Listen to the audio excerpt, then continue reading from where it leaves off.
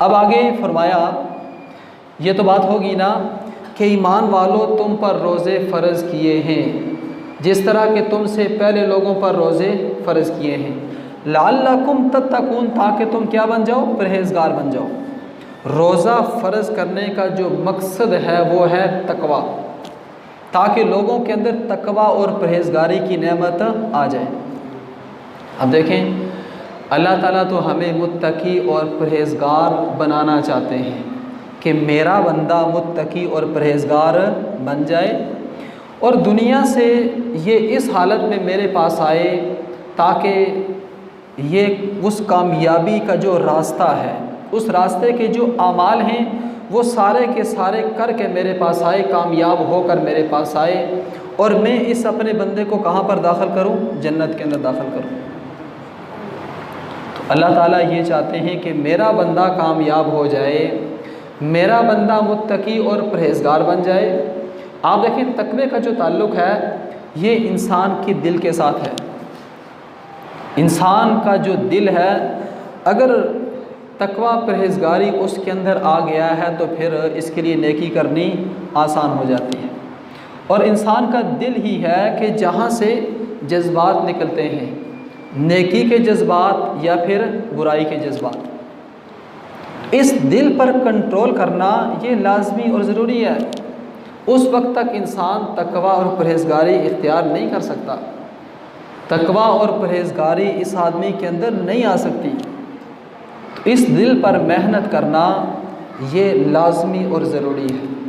इसी के बारे में फरमाया, इल्ला मन अतल्लाह बिक़ल्बिन सलीम, बल्कि इससे पहले इसी के पहले इससे में फरमाया, यौमा ला यनफ़उ मालुम वला बनून, कि क़यामत का दिन वो है कि जिस दिन इंसान का ना माल काम आएगा ना इंसान की औलाद काम आएगी, कोई किसी के काम नहीं आएगा।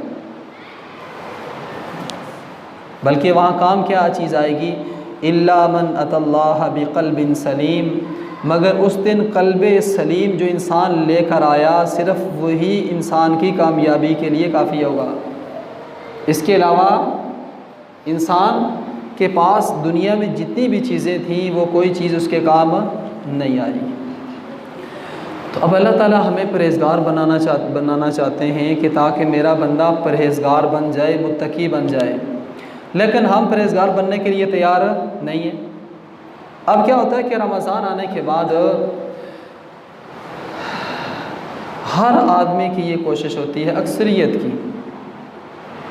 अक्सरियत की ये कोशिश होती है कि भाई रोज़ा ना रखें।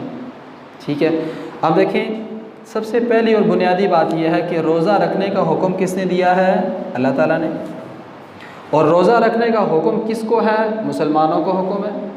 और रोज़ा रखने का हुक्म है क्यों, अल्लाह चाहते हैं मेरा बंदा क्या बन जाए, परहेज़गार बन जाए।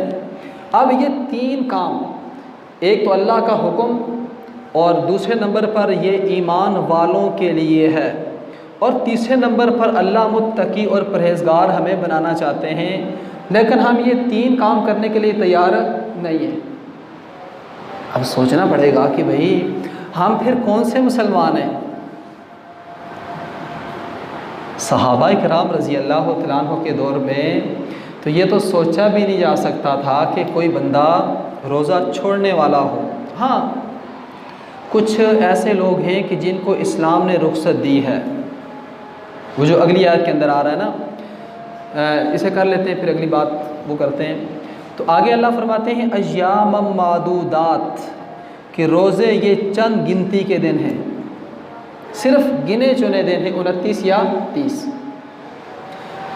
तो अब देखें कि गिनती के जो दिन हैं 29 या 30, बाकी साल के 11 महीने इंसान खाता है, पीता है, सारे काम करता है। तो साल के 11 महीने खाने पीने के लिए हैं, और ये एक महीना जो है ये किसके लिए है, अल्लाह के लिए है। अल्लाह ने इस महीने में फरमा दिया कि इस महीने में खाना नहीं खाना, सुबह सादिक से लेकर सूरज के गुरूब होने तक इतनी देर रुक जाना है। और किस लिए रुकना है, मेरे हुक्म की वजह से रुकना है।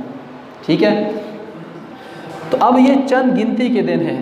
तो आगे फिर फरमा दिया कि अगर तुम में से कोई बंदा बीमार हो कोई बंदा बीमार हो या कोई सफ़र पर हो तो वो रोज़ा ना रखे।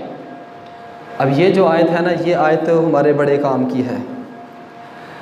जिन्होंने रोज़ा नहीं रखना उनके बड़े काम की आयत है। बात थोड़ी सी सख्त है लेकिन हकीकत है। ज़ाहिर बात है भाई, अगर कुरान की जो बात है अगर वो मिंबर पर बैठकर हम बयान ना करें तो फिर इस मिंबर पर बैठने का फ़ायदा भी कोई नहीं है।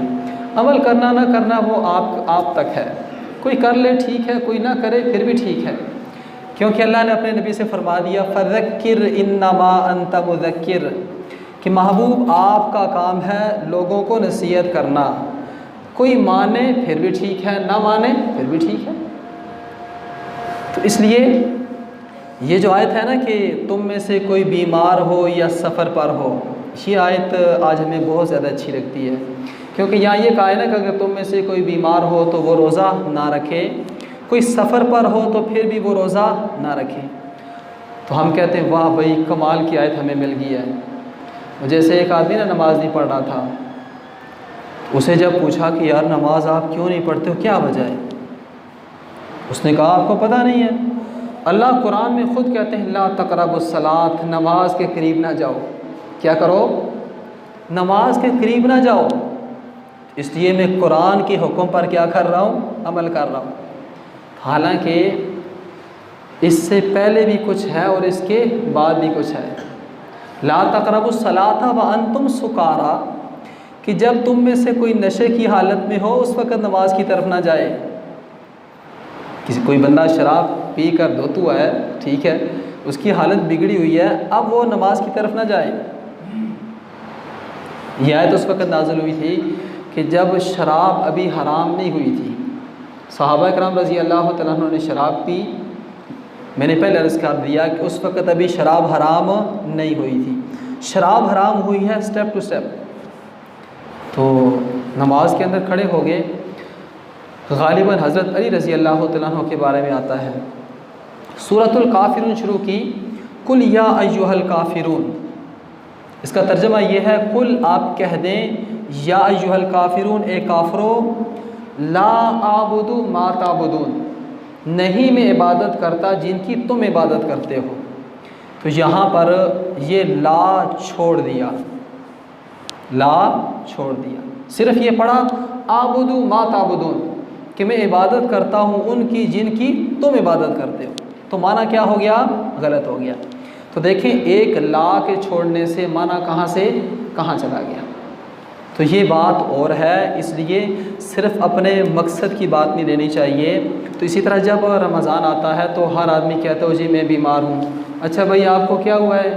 वो जी मेरे पेट में दर्द हो रही है थोड़ी सी, चलें जी रोज़ा छोड़ दें।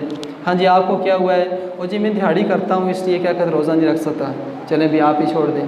तो आप तीसरे से पूछें आप क्या करते हैं? यार मैं जॉब करता हूँ, बड़ी मुश्किल जॉब है, तो वहाँ इतनी प्यास लगती है, खड़े होकर काम करना पड़ता है, इसलिए उसने भी छोड़ दिया।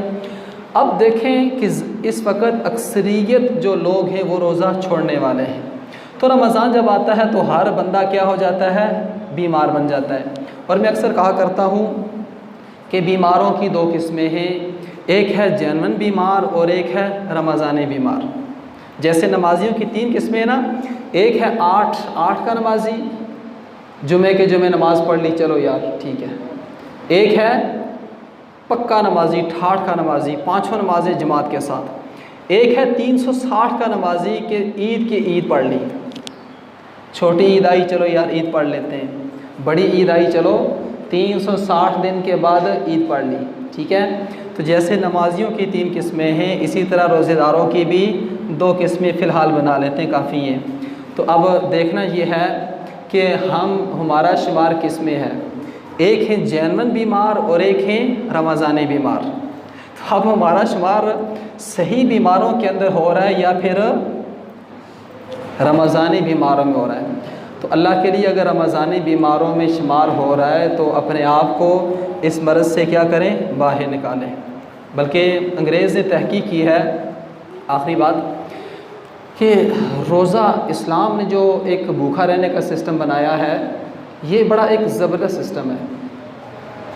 हदीस के अंदर आता है ना कि तसूमू तसिहू, रोज़ा रखो तुम सेहतमंद बन जाओगे। तो रोज़ा रखने से बंदा बीमार नहीं होता। हकीकत में जो रोज़ा नहीं रखते उनकी नीयत ठीक नहीं होती है, उनकी नीयत सिर्फ खाने पीने की होती है, ठीक है। तो उनकी कोशिश भी होती है कि हाँ भाई खाओ पियो रोज़ा छोड़ दो।